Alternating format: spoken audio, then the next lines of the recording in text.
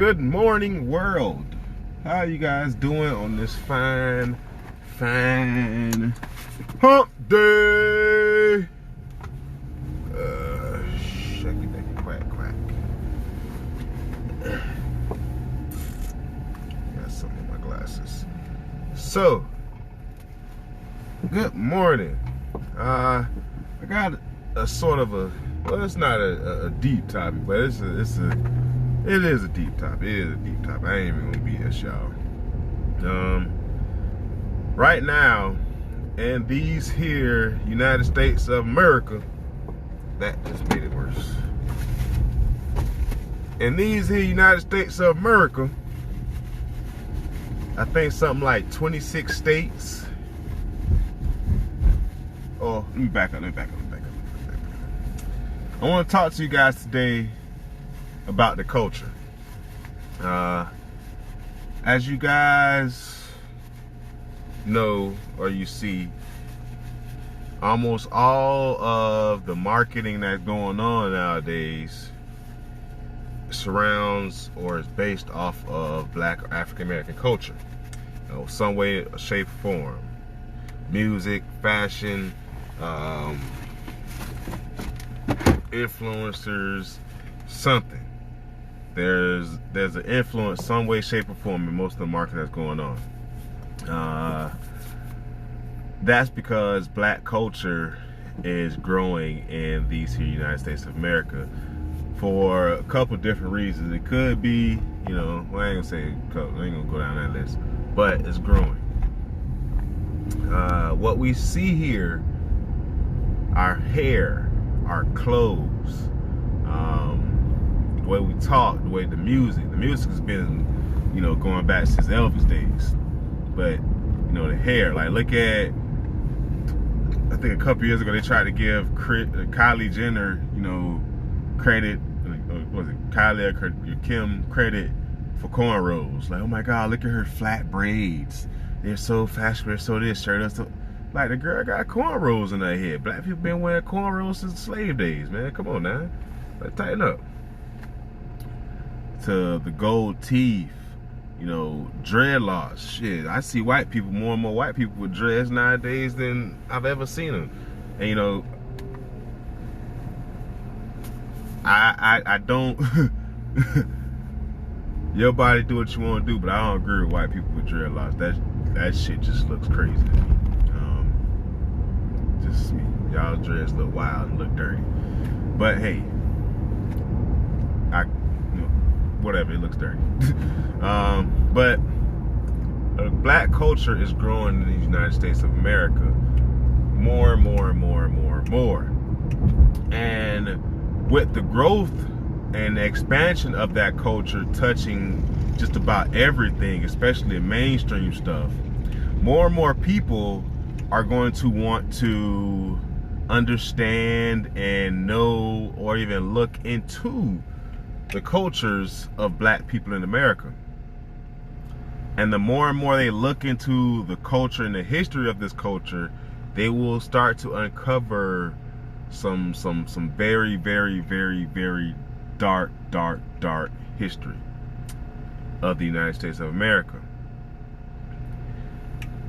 My generation, we grew up understanding what slavery was and the importance of knowing your history and everything like that. But I think that, and I was born in '84, and I think my generation might have been towards the last generation that really appreciated the knowledge that we were given, because that knowledge is starting to shift and change. There has been a situation that's been quite the norm. Whenever you bring up racism or the history of the United States, when you're talking to white people, they get very defensive.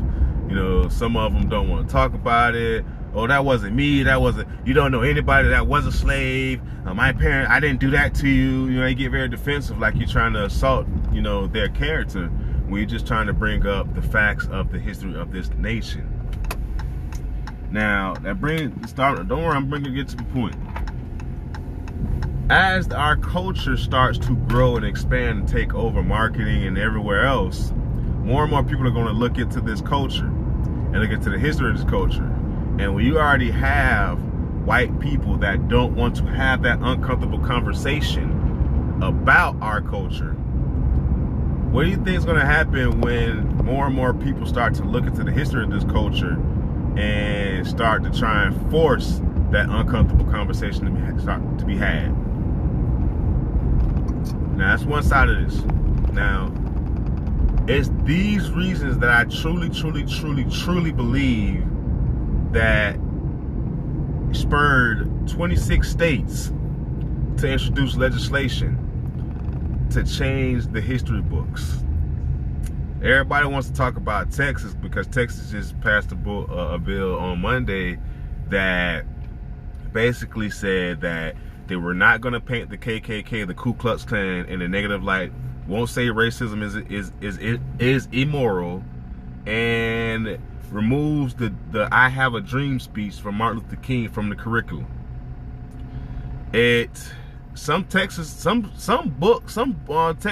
already talk about, because 11 states have already passed legislation in some form or another to shape or shift how the history of the United States is taught and talked about. They talk about slavery as a type of volunteered situation. We famously had Kanye talk about slavery was a choice. I still ain't forgave Kanye about that one. I don't care what nobody say. Yeah, he's a creative genius. I give him, and when y'all throw creative genius around too freely. Yeah, he can create stuff and he's good with the music, but I hold everyone accountable. I still feel like Cosby, you know, you did all that creep shit, Cosby. Hey, it is what it is, homeboy. Don't take pussy.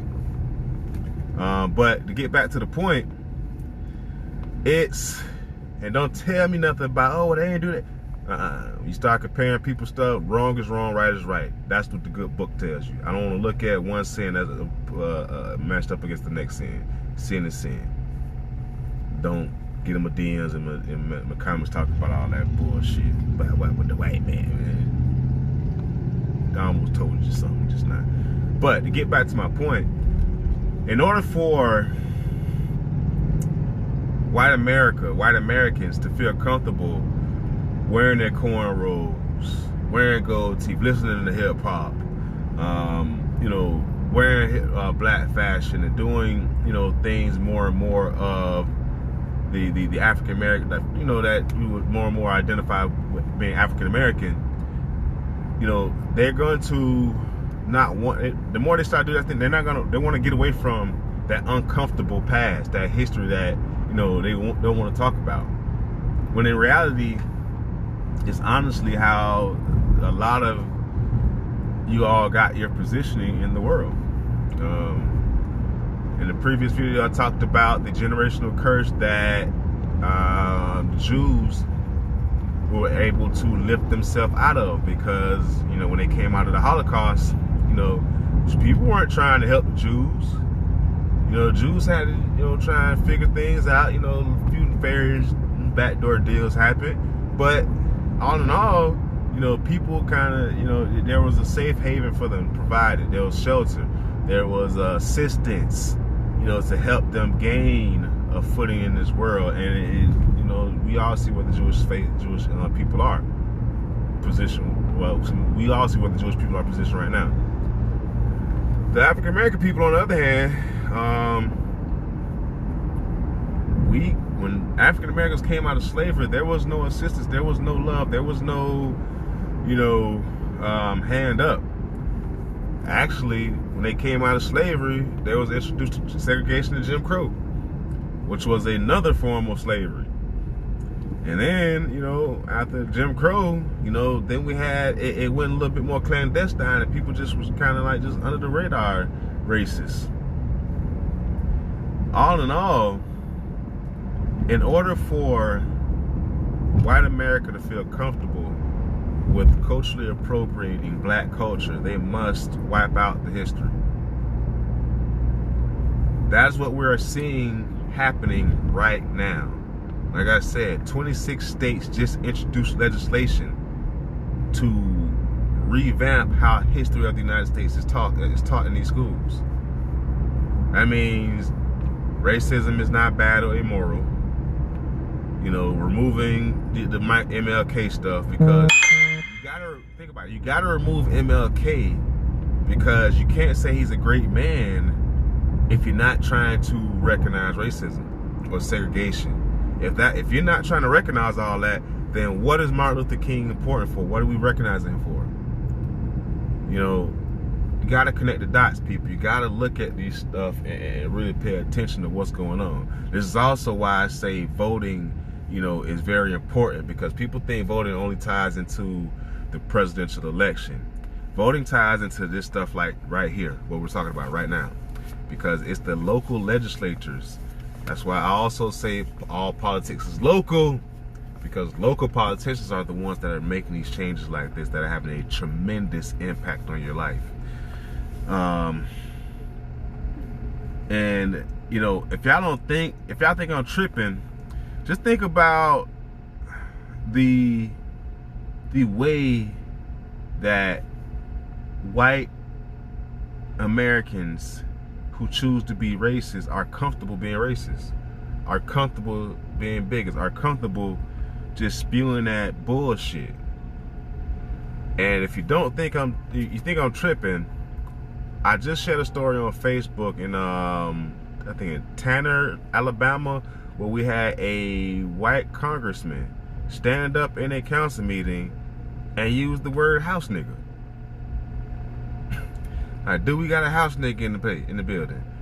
You know, it said that he was repeating statements that someone else said, but when I heard the audio clip and the whole, you know, surrounding of it, he sounded very comfortable letting that shit roll off his tongue. And they played another audio clip of an interview where he had given after the fact, where they asked him, it was like, hey, you know, are you a racist? And this good garbage ass congressman or commissioner, whatever his position is, he stated, you know, he danced around it. He said, well, depending on your definition of racist. You know, the way the world and the United States define racism, you know, I might be a racist, but, you know, the way I define it, I don't think I'm racist. And it's that type of shit that goes on that people are comfortable with looking at from a white man. Because remember, I said an angry white man people accept, but an angry black man people fear. I can't get on this on this Instagram right here, on this live, and start spewing hateful and racist rhetoric. My whole channel, my whole feed, my YouTube channel, everything will be taken from me. But we have a plethora of platforms where white people can go on and spew hate and racism unchecked. Parler, all these other different message boards, all these sites where all this racism is spewed unchecked by angry white men. But the new Black Panther Party is labeled as a racist group, They can't do anything online, can't, you know, post stuff. You know, they can't have any type of big online presence, or it's a problem.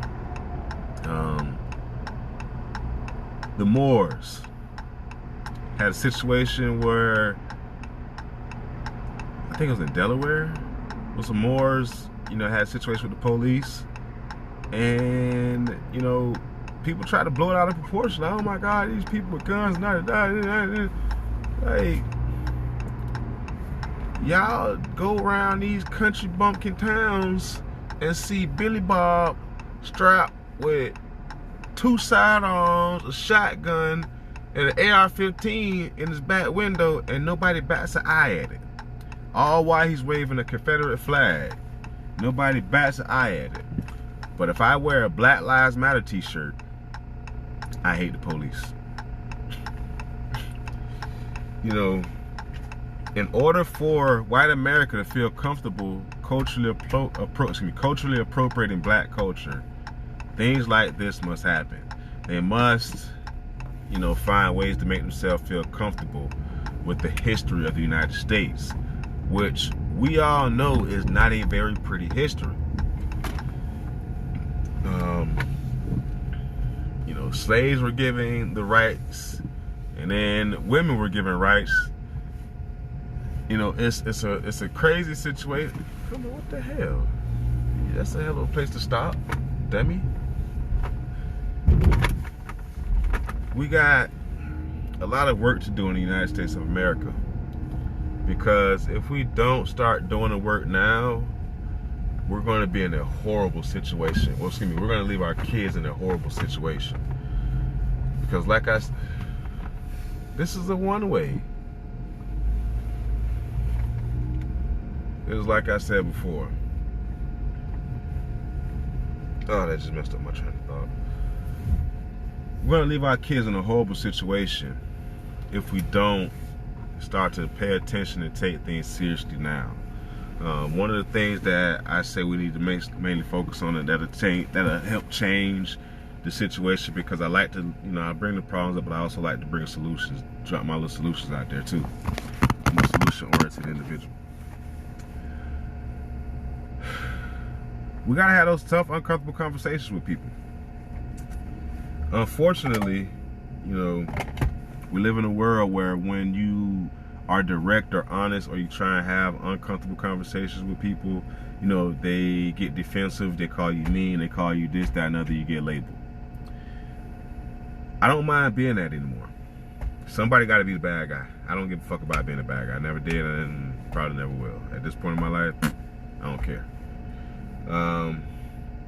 We gotta have those conversations, and we gotta be candid and honest about what we're talking about in these conversations, because sometimes people are trying to skew the point, or they'll try and water it down. Like, take for instance the N-word. A lot of white folks be like, oh well, why shouldn't we be able to use the N-word if you could use the N-word? Aside from the obvious, and that your people, you know, use this word to kind of demean and degrade my ancestors, let's try disrespectful, it's hurtful, you know, just common decency, common respect. Let's try that. You know, if you respect me as a human being, as an individual, why would you want me why would you want to refer to me in those terms? And on the flip side of that coin, black people, we gotta do better. You got to do better. We have got to do better. Like, it's a simple solution, you know. Vote, put people that look like us in place. That way we don't have to worry about, you know, governments trying to erase our history or reshape our history. Because, like I said, it's the local politicians that are making these changes. And when you sit there and say stuff like, oh, the government is rigged, or this is rigged, it's that, you're helping it be rigged. Because the real trick is to get you not to even try. That's how they really win. When they get you to not even fucking try, man, I wish I could tell you some of the other scams I've done, you know, where I've gotten over just by not even trying to get the other person to attempt something. You hustle them, you finesse them to not even try. The win is so much easier. And maybe because I've done stuff like this, is because I can see these moves. Because that's what's really happening right now. And once we all got out there and voted, because they used to try with voting, and we voted, we put a black president in place that was pissed off.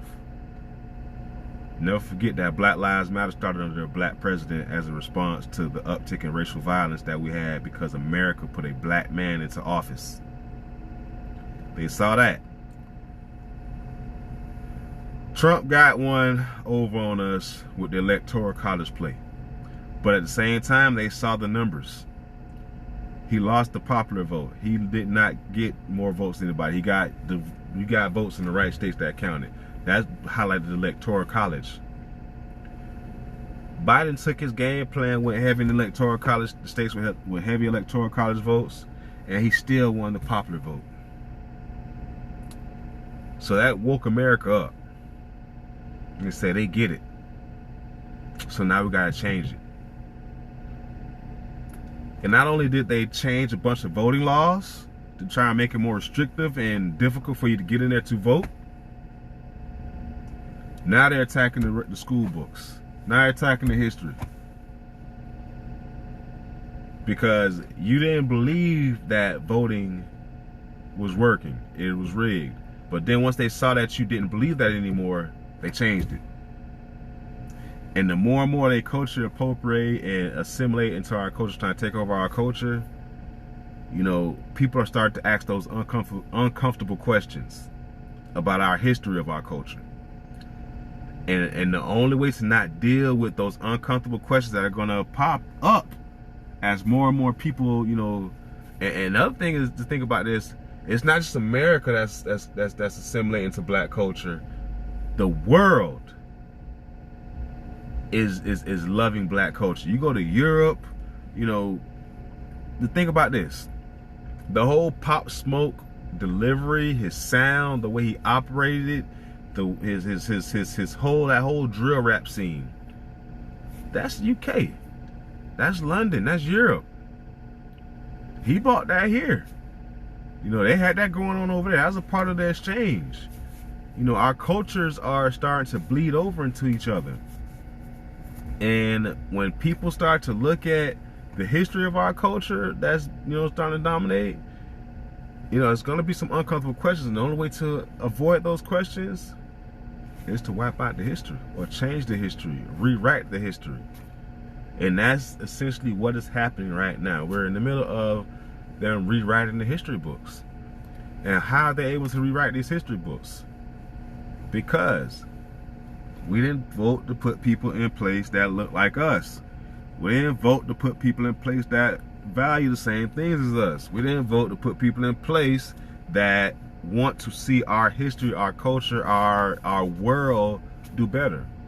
That's why, you know, you got 26 states. 26 states, y'all. We got 50 states. 26 of them have introduced legislation to change the history books.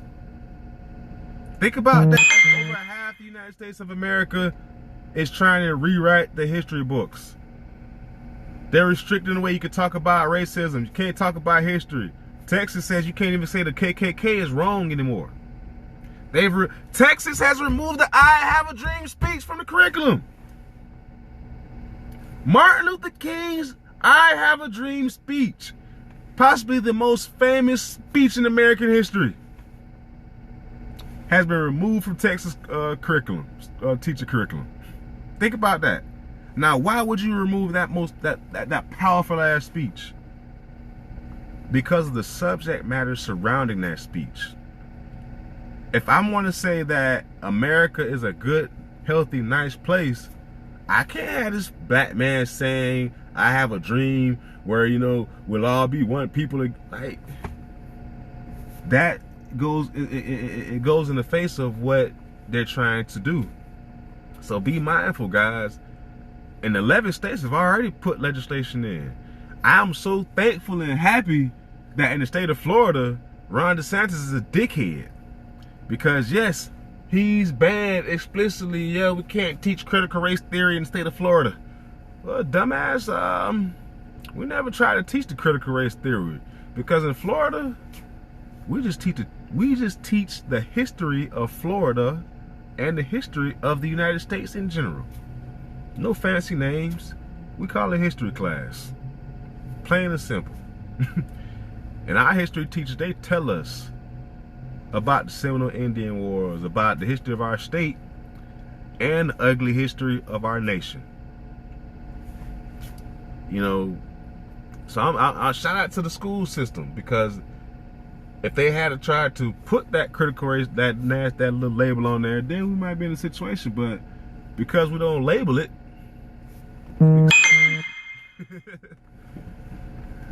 But that's where we're at, guys.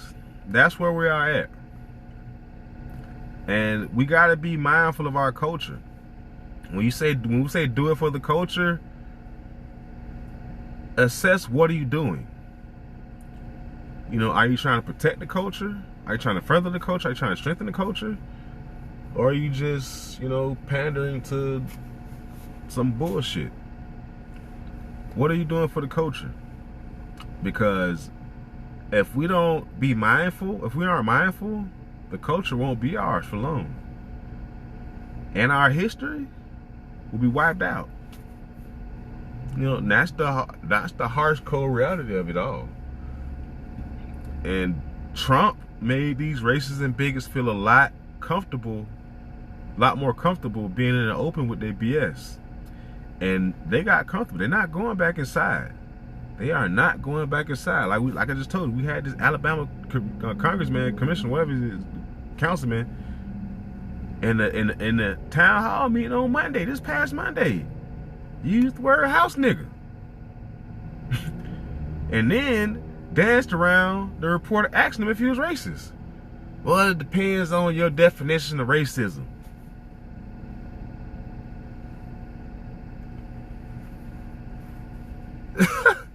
It depends on your definition of racism. That's the first time I've ever heard that. But that's what we do when we're trying to, you know, make people comfortable with our bullshit. Alright, guys, so I'm going to start my day. Like, comment, share. Let me know what you think. Please let me know if I'm tripping. If you got any topics or anything that you want me to address, you know, DM me, comment, you know, tag me on Facebook, Instagram, whatever. Like, share, comment.